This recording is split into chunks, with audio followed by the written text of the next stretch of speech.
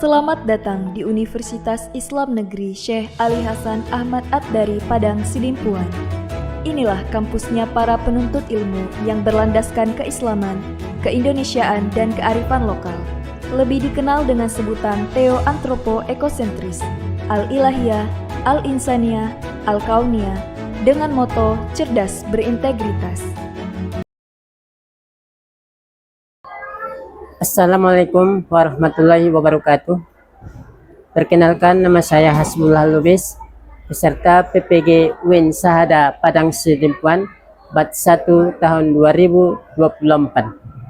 Pada hari ini, saya akan melaksanakan video pembelajaran ujian kinerja dengan model pembelajaran PBL.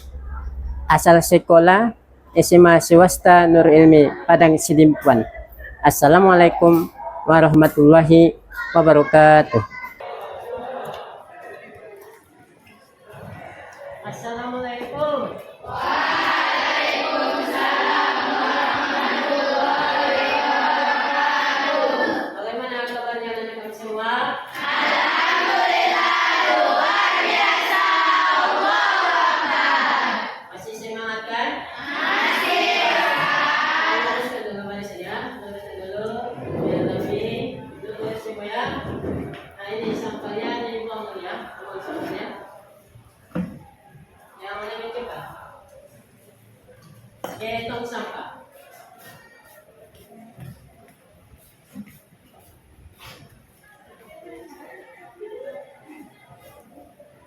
Ketua kelas, PP Doanya dan Yayel.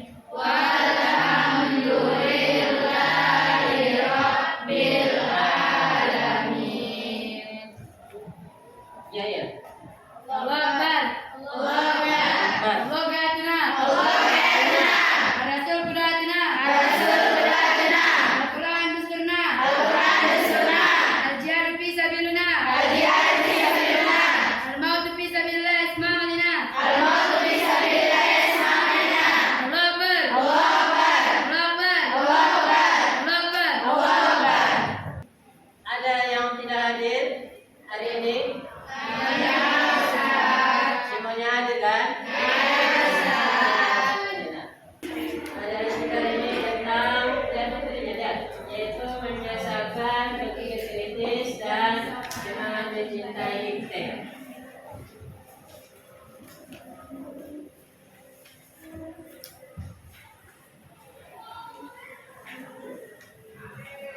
Ya, halaman? Halaman 3. Pelajaran minggu semalam masih ingat? Yaitu apa arti berpikir, apa definisi berpikir, siapa yang bisa? Nah, jelaskan kembali biar ingat lagi. Jadi menurut bahasa, berpikir kritis berasal dari dua kata, yaitu berpikir dan kritis. Sedangkan berpikir adalah proses mental merenungkan secara mendalam, dan kritis yaitu kemampuan untuk menilai secara objektif. Sedangkan menurut istilah, berpikir kritis adalah kemampuan seseorang untuk menganalisis dan membuat kesimpulan berdasarkan informasi yang ada dengan tujuan mencapai pemahaman yang mendalam. Iya bagus, masih ingat beratnya. Itulah sebagai perwakilan. Berarti kita masuk lagi kita hari ini tentang yang pertama siswa pembelajaran ya. Yang pertama siswa dan memahami Quran surah Al-Quran tentang berpikir kritis dan mencintai teh. Yang kedua siswa dapat menganalisis. Ini fokusnya kita. Siswa dapat siswa dapat kebiasaan rasa tahu, berpikir kritis, kreatif, dan aktif dalam berpikir politik. Inilah yang kita akan kuasai. Kemudian apa rupanya yang perlu kita belajar di sini? Apakah dalam Islam itu mendorong umatnya berpikir kritis? Jangan perlu dipertanyakan apakah bagaimana? Apakah Islam itu mendorong? Mengapa umat Islam diperintahkan berpikir? Karena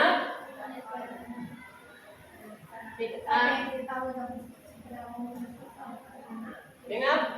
Iya benar. Mengapa kita perlu mengembangkan ilmu pengetahuan? Untuk apa? Untuk mengembangkan ilmu pengetahuan lebih luas dan menciptakan dengan teknologi, ya kan? Karena sudah kita ketahui pertanyaan teman kita tadi, sekarang sudah kita materi ya. Siapakah yang bisa membaca semuanya? Nah, silakan.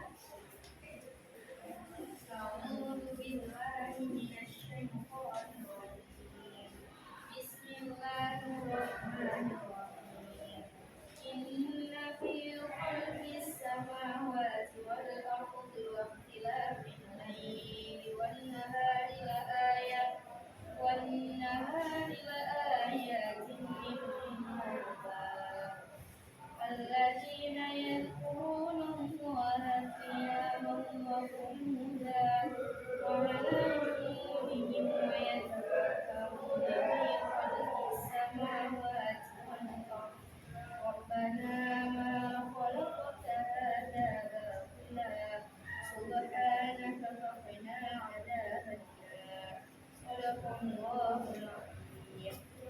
Yang artinya yaitu sesungguhnya dalam penciptaan langit dan bumi dan pergantian malam dan siang terdapat tanda-tanda kebesaran Allah bagi orang yang berakal, yaitu orang-orang yang mengingat Allah sambil berdiri, duduk atau dalam keadaan berbaring, dan mereka memikirkan tentang penciptaan langit dan bumi atau seraya berkata, ya Tuhan kami, tidaklah Engkau menciptakan semua ini sia-sia, Maha suci Engkau, lindungilah kami dari azab neraka. Quran Surah Al-Imran ayat 190 dan 191. Ya, terima kasih. Sekarang siapa yang tahu isi kandungan dari surah Al-Imran tersebut? Silakan. Nah, silakan nak. Jadi isi kandungan dalam Quran Surah Al-Imran ayat 190 sampai 191 yaitu adalah mengajarkan pentingnya refleksi dan mengingat tentang kebesaran Allah melalui ciptaannya, serta mengajak untuk selalu merenungkan dan memohon perlindungannya. Ayat-ayat ini menekankan bahwa penciptaan alam semesta adalah tanda-tanda kekuasaan Allah dan menginspirasi umat untuk berpikir kritis dan berdoa dengan penuh kesadaran besar. Tidak ada satu makhluk Allah yang tidak berguna yang diciptakan di dunia ini. Persoalannya hanyalah pada keterbatasan kemampuan manusia dalam mengungkap manfaat dan misteri yang ada di dalamnya. Mari kita perhatikan realitas kehidupan dan fenomena alam berikut ini. Pertama, nyamuk yang diciptakan dengan sayap dan bisa terbang ternyata justru menjadi makanan cicak dan katak yang tidak dapat terbang. Kedua, di samping makhluk-makhluk berbadan besar seperti gajah dan semisalnya, Allah juga menciptakan makhluk yang super kecil, bahkan yang tidak terlihat oleh mata. Yang ketiga, petir ada yang berpendapat sebagai alat untuk melempar setan, sedangkan dalam pandangan ilmu pengetahuan, hal itu terjadi karena adanya gesekan arus listrik. Dari contoh-contoh di atas, patut kiranya untuk kita berpikir bahwa setiap yang diciptakan oleh Allah semua memiliki tujuan dan manfaat masing-masing. Berpikir kritis juga diartikan sebagai sebuah proses yang sadar dan sengaja yang digunakan untuk menafsirkan dan mengevaluasi informasi dan pengalaman dengan sejumlah sikap reflektif. Salah satu mukjizat Al-Quran adalah banyaknya ayat yang memuat informasi. Sekarang sudah kita saksikan bersama dari video tersebut. Dari video itu sudah bisa kita membuat analisis tentang ciptaan Allah alam, ya kan? Yang Allah ciptakan. Nah sekarang kelompok 1 ini semua ke belakang, ya kan? Silakan diskusikan. Kelompok 2 ini, ya kan? Silakan diskusikan.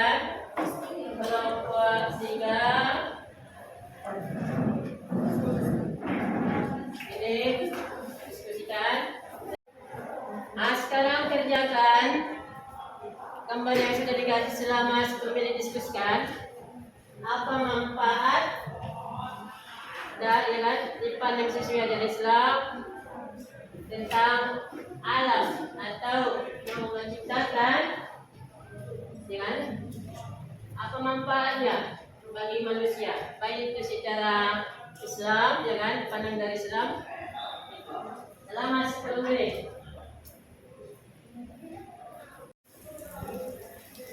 Sekarang sudah menunjukkan 10 menit pas ya, dalam waktunya silakan kelompok 1 maju ke depan untuk mempresentasikan hasil diskusinya.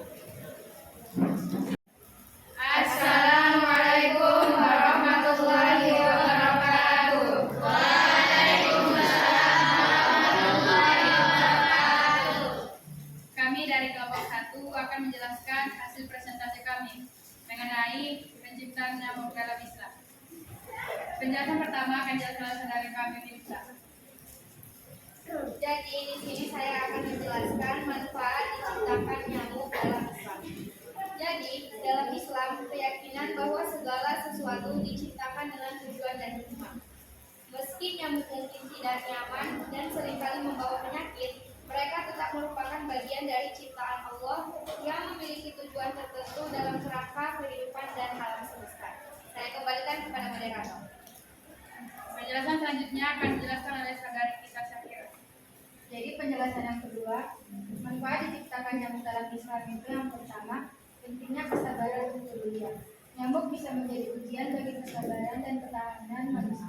Dalam konteks ini, mereka mengajarkan kita untuk lebih bersabar dan menjaga kebersihan serta kesehatan. Karena kebersihan itu sebagian dari iman. Poin yang kedua, ekosistem dan keseimbangan alam. Nyamuk merupakan bagian dari rantai makanan. Tanpa nyamuk bisa menjadi sumber makanan bagi berbagai organisme aquatik seperti ikan yang sangat beras. Nyamuk dewasa juga menjadi makanan bagi berbagai predator seperti burung, kodok, dan laba-laba. Dengan demikian, nyamuk membantu menjaga keseimbangan ekosistem. Saya kembalikan kepada moderator.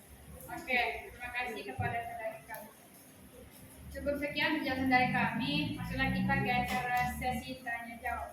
Ada yang bertanya? Ustaz,